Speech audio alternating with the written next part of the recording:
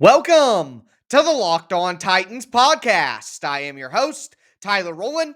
Titans fans, it is a Victory Monday edition of the Locked On Titans podcast. And it may have been an ugly win, but it is a win nonetheless. And I'm breaking it all down for you on this Victory Monday episode of the Locked On Titans podcast. I'm going to tell you my big takeaways on offense and defense and why the Titans' special teams is what set them apart in this game. We'll talk individual performances and tighten up and tighten down, and then we'll take a look at the AFC South, all on a Victory Monday edition of the Locked On Titans podcast.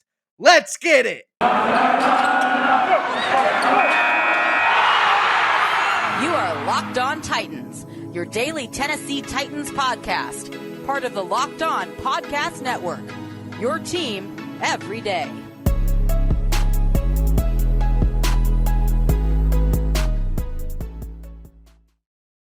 Titans fans, it is a Victory Monday, and like I said, an ugly win for the Titans in a street fight with the Saints by a score of 23-21. I'm breaking down everything you need to know from that win on today's show. Before we get into that, though, I do want to thank you guys for making the Locked On Titans podcast your first listen every day. If this is your first ever listen to the Locked On Titans podcast, you got to make sure that you subscribe on whatever platform you do stream. Make sure that you subscribe to the Locked On Titans YouTube channel. Smash that notification bell so you know when all of my content goes live. Follow me on social media, on Twitter, at Tic Tac Titans for all my film breakdowns, all my film study articles, all that great stuff. Check out the show Facebook page at Locked On Titans Pod. So after all of that being said, we got to dive into this victory again, 23-21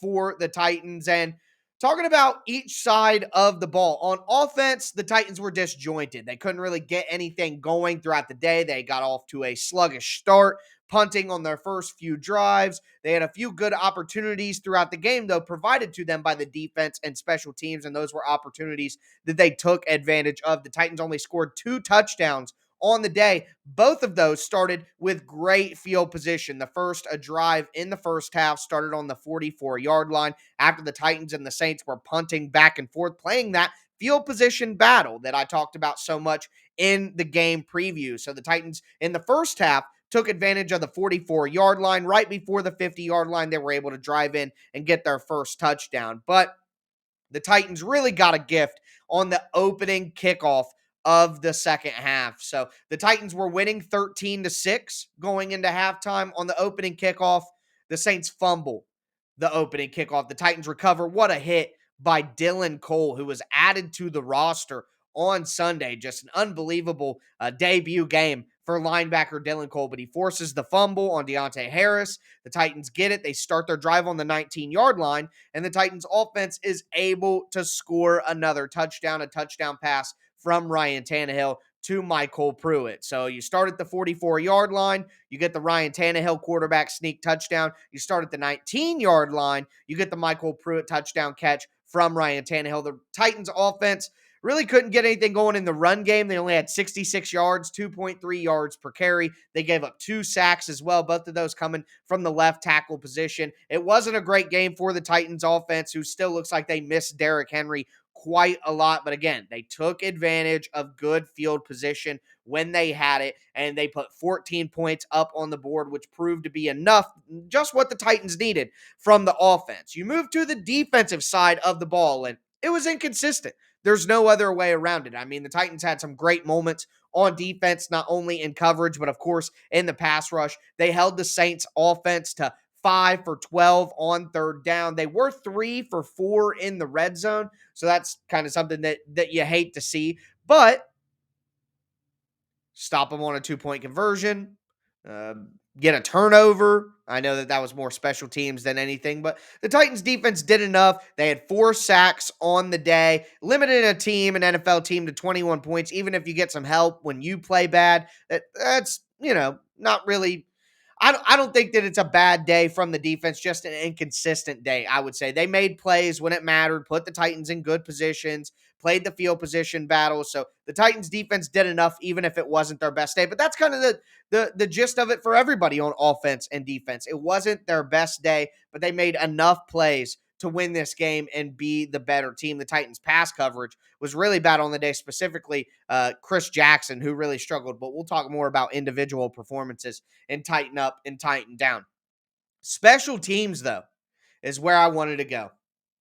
My game preview, I said that special teams is going to be more important than ever in this game because the Saints special teams unit is typically so good. They have great field position all the time. And when you let them win that field position battle, they're going to give you a hard time. Well, guess what?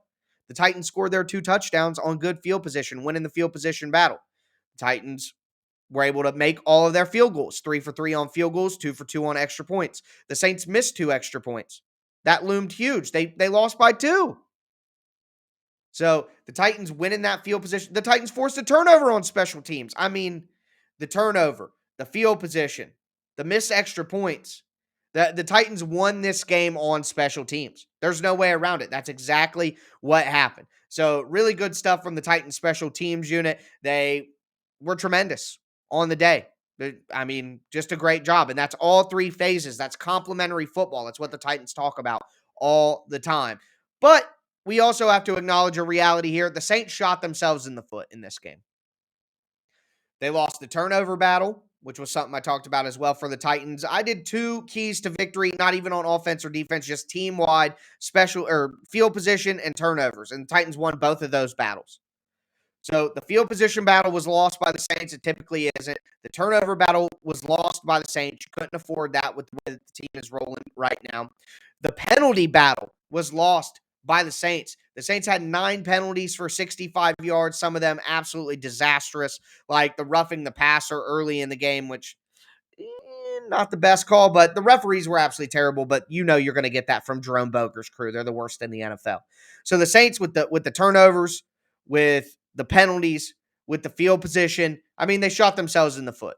I mean, the last penalty there at the very end where the Saints are going for the 2-point conversion to tie up the game, they're at the 2-yard line. They get the false start penalty. It pushes them back to the 7-yard line, and they don't get it.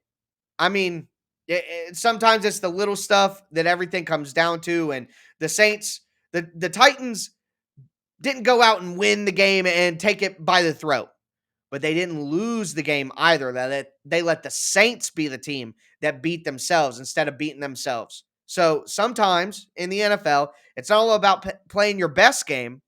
It's about not playing as bad as the other team. And basically the Titans didn't play as bad as the Saints, and they were able to win, get themselves to 8-2, still number 1 in the AFC. So a great victory. We're going to talk more about the AFC in the final segment of today's show. But now we're going to dive into individual performances and everybody's favorite segment, Tighten Up and Tighten Down. I'm going to tell you about the good and the bad performances from the Titans on Sunday. Before we get into that, I do want to tell you guys about DirecTV Stream. Does this sound familiar? You've got one device that lets you catch the game live, another that lets you stream your favorite shows. You're watching sports highlights on your phone, and you've got your neighbor's best friend's login for the good stuff. Well, I want to tell you there's a simple way to get all the entertainment you love without the hassle. It's a great way to finally get your TV together. It's called DirecTV Stream, and it brings your live TV and on-demand favorites together like never before. So you can watch your favorite sports, movies, and shows all in one place. That means no more juggling remotes,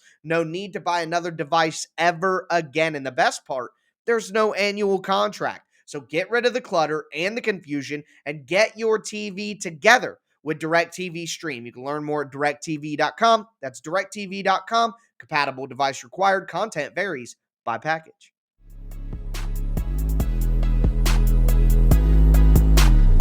Titans fans, we are going to dive back in on this Victory Monday edition of the Locked On Titans podcast. I just gave you my big takeaways from the game on offense, defense, special teams, kind of the theme of the day, that the Saints pretty much shot themselves in the foot. The Titans just didn't do that. The Titans were the better team because they weren't the worst team, if that makes sense. Either way, still want to thank you guys for making the Locked On Titans podcast your first listen every day. But let's continue breaking down this game. We're going to do the individual performances here, tighten up, tighten down. And as for the tighten ups, got to give a tighten up to Ryan Tannehill, 19 for 27, 213 passing yards, one passing touchdown, one rushing touchdown. He didn't have his best game ever, but I wouldn't say anybody really did other than Marcus Johnson. We'll get to him in a second, but Tannehill had 2 sacks on him. He was under some pressure in the pocket. Not a lot of weapons out there for the Titans with Marcus Johnson, A.J. Brown not having a great day. Julio's not out there.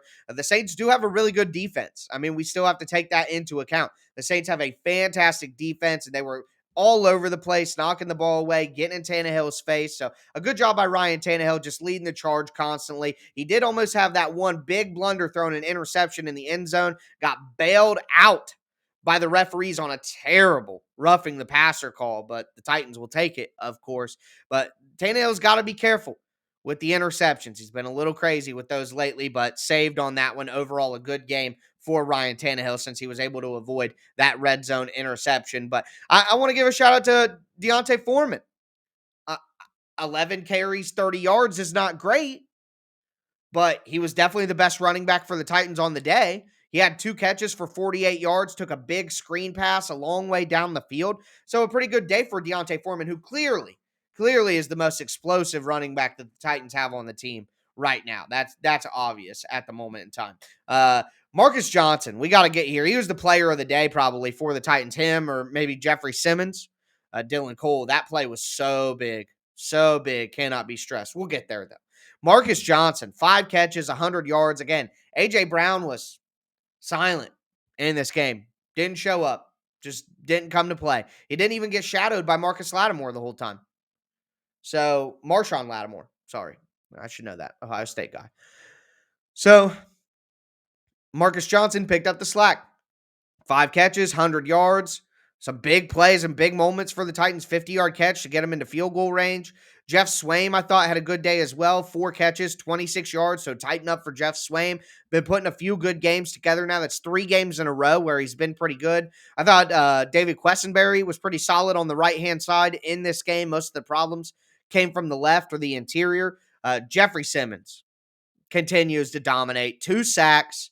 He's already surpassed his sack total career high.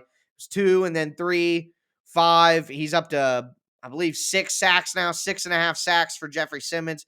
Dominant, 2 tackles for loss, blocked a pass at the line of scrimmage as well. Naquan Jones, I thought, with Tyir Tart out of this game, Naquan Jones stepped up. He has been recently. The undrafted free agent out of Michigan State had a sack, had a tackle for loss. Some good game there. Harold Landry had a sack on the day, had a tackle for loss, had 5 regular tackles. Good stuff from Harold Landry. A tighten up. Tighten up for Monty Rice. No Rashawn Evans, no David Long in this game. No problem. Monty Rice, 11 tackles. Had a few big tackles on special teams as well. I mean, there was one drive where he made the tackle on special teams. He gets a tackle on first down on the run game. He gets a tackle on second down and pass coverage for a short gain. I mean, I just thought it was a pretty good game for Monty Rice. He's a rookie. He's got to continue getting better. But overall, I really like what he brought to the table for the Titans on the day. Jackrabbit Jenkins. He had a couple bad plays in coverage, of course, but 3 tackles, had a pass breakup. I thought later in the game, he really did a solid job. They hit on him once or twice early in the game, but I really thought he did a good job late in the game. Christian Fulton coming back, had 2 pass breakups, didn't even throw at Christian Fulton for most of the game. And I mean, that's all you can hope for. With a great cornerback like that, they're not always going to put up a bunch of stats because coaches know better than to throw their direction over and over again. So good stuff from Christian Fulton. I thought Elijah Molden also had a pretty good day for the Titans in this game, coming off the edge. And I guess maybe it's just a comparison to the other slot cornerback for the Titans who really had a disastrous game. Special teams, Dylan Cole, again, the special teams forced fumble was just insane. The Titans don't win if they don't get that because the Titans offense was pretty much terrible on the day. So if the Titans don't get that to start the second half, because the Saints scored 15 points in the second half. And they didn't even get that drive on the opening half. And Sean Payton made great halftime adjustments.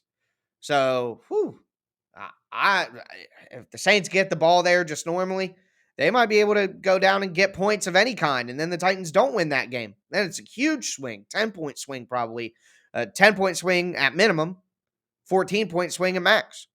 So, that was a big one, Dylan Cole. Thank you very much. Randy Bullock again, 5 for 5 on all his kicks, 3 for 3 on field goals, 2 for 2 on his extra points. And when we see the kicker on the other side missing extra points the way that he was, just makes you just thank the heavens for Randy Bullock. But moving into the Titan Downs. Chris Jackson.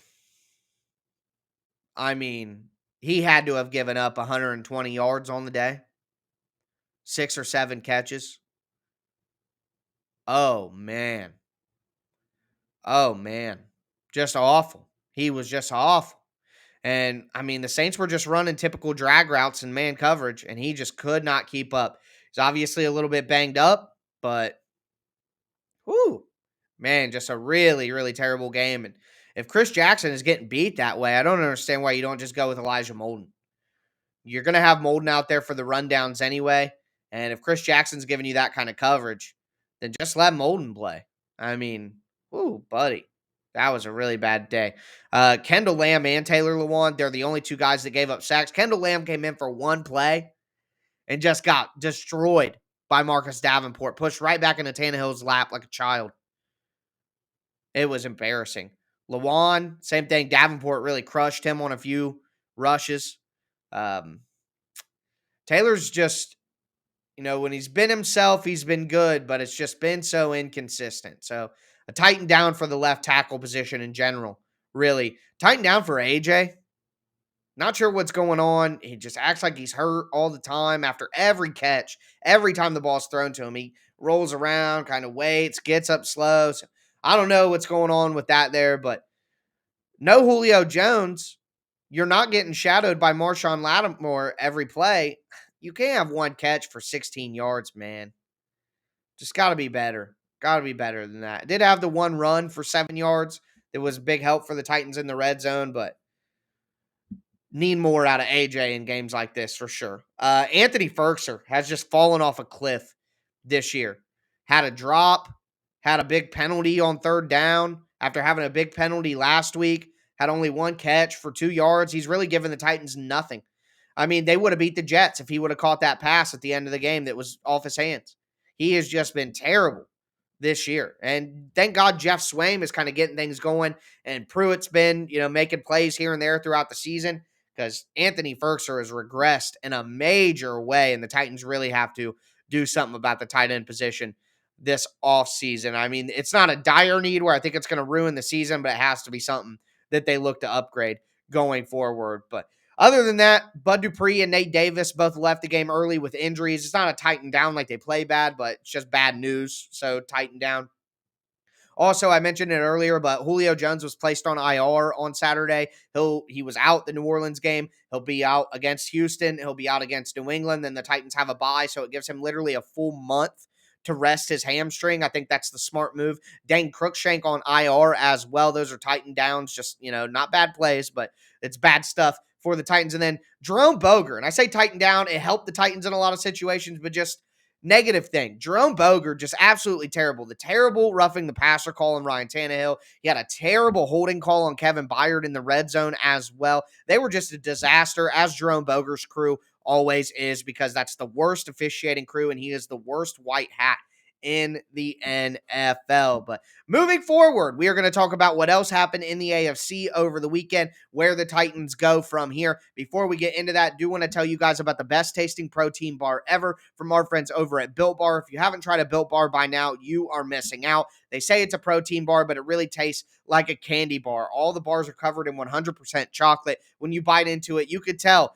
that you're eating something different, because like most protein bars are chalky and waxy, hard to chew. Built Bars aren't anything like that. You're going to enjoy them very much, and they have a ton of different flavors, something for everybody, like the mint brownie, the coconut almond, the salted caramel, which is one of my favorite bars. Make sure that you check their website. A ton this month. They're going to have 3 to 4, or every 3 to 4 days, they're going to have new limited time flavors. So make sure you check it out. Use the promo code LOCKED15 at builtbar.com. Once again, that's promo code LOCKED15 at builtbar.com. Also want to tell you guys about betonline.ag, the number one spot to bet all the basketball and football action this fall. Head to their updated website right now on your desktop or mobile device. Sign up and use the promo code locked on. That's one word, locked on. You're going to get a 50% welcome bonus on your first deposit to place wagers on basketball, football, NHL, boxing, UFC. They even have Vegas casino games. So make sure that you head to betonline.ag today and use that promo code locked on. Bet online, where the game starts.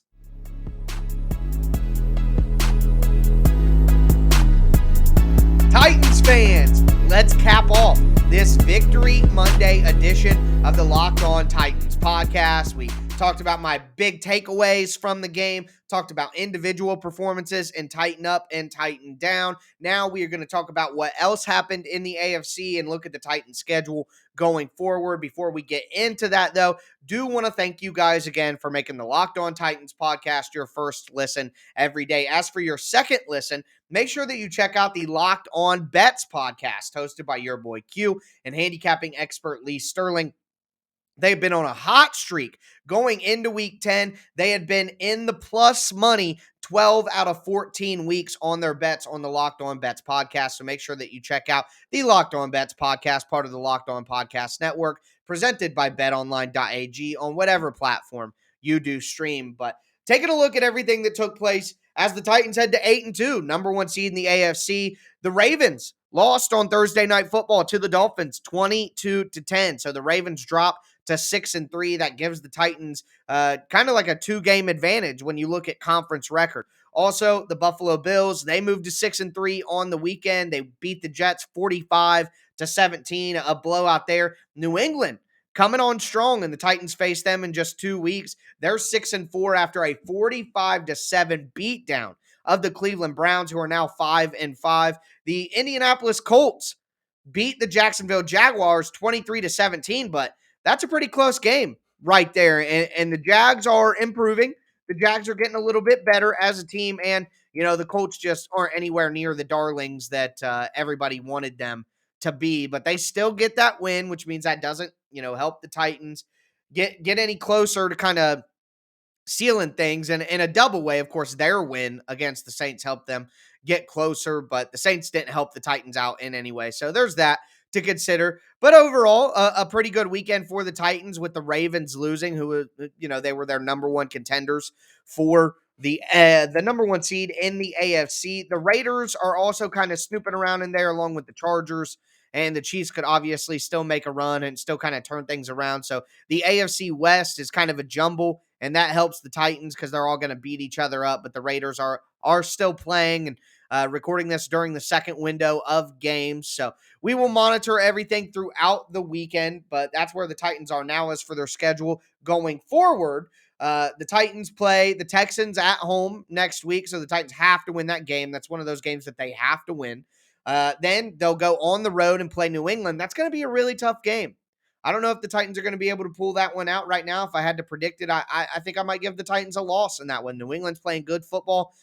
The Titans aren't playing great football right now, especially on the offensive side of the ball, but that's 2 weeks away. Then the Titans will finally have their bye in week 13, and God, do they need it. They extended their league-leading number of players used on the roster today. I think they're up to 82 now with the addition of Dylan Cole and Des Fitzpatrick getting to play today for the Titans. So with those two guys playing, I think the Titans are up to 82 players used now. The second closest was like 69 or 67. So the Titans, throughout the injuries, continue to plug away. Can't wait for that bye week. Following the bye week, they'll be on the road against Jacksonville. And then, or no, it's a home game against Jacksonville. My apologies. And then they'll be on the road against the Steelers. That's going to be a really, really tough game, even though the Steelers aren't a great football team. It's just tough to play in Pittsburgh. Then they come out of that. They play San Francisco at home. They play Miami at home. And then they play Houston on the road. So the way I see it, this was an X Factor game for the Titans, and they won. New England is an X Factor game. I think San Francisco is an X factor game. I think the Titans should win the other games well, let me do this. I think the Titans should beat Houston twice. They should beat Jacksonville, and they should beat Miami. That's 4. I think they'll probably lose to Pittsburgh in Pittsburgh. I think they'll lose to New England as well right now. That's kind of what I'm calling. I mean, maybe you think the Titans win out and just win all their games, and they only lose 2 games all year. And going forward, I just can't bet on that. 4 losses, 13-4. I think that still gets you the number 1 seed in the AFC. So if the Titans lose to New England, they lose to Pittsburgh, but they beat San Francisco. That San Francisco, New England, Pittsburgh going forward, those are the games to watch because I think the Titans should win their other games. And if they can win all of those and just go 15-2 on the year, well, by golly, that'll be absolutely outrageous. And I am here for it, ladies and gentlemen. I am here for it. But that's going to do it for me today. It's a Victory Monday edition of the Locked On Titans podcast. I'm going to be back with you guys tomorrow. I'm going to go over some numbers, look at some storylines. We always use Tuesday to kind of collect our thoughts before we go into the Rewatch Wednesday episode in the middle of the week to break down the film. Thursday will be a crossover Thursday with Cody and John from Locked On Texans. Friday, I'll be back with a game preview, and then a week from today, back for another big breakdown, hopefully Victory Monday edition of the Locked On Titans podcast. So that's going to do it for me today, folks. As always, I am your host, Tyler Rowland, and this was Locked On Titans.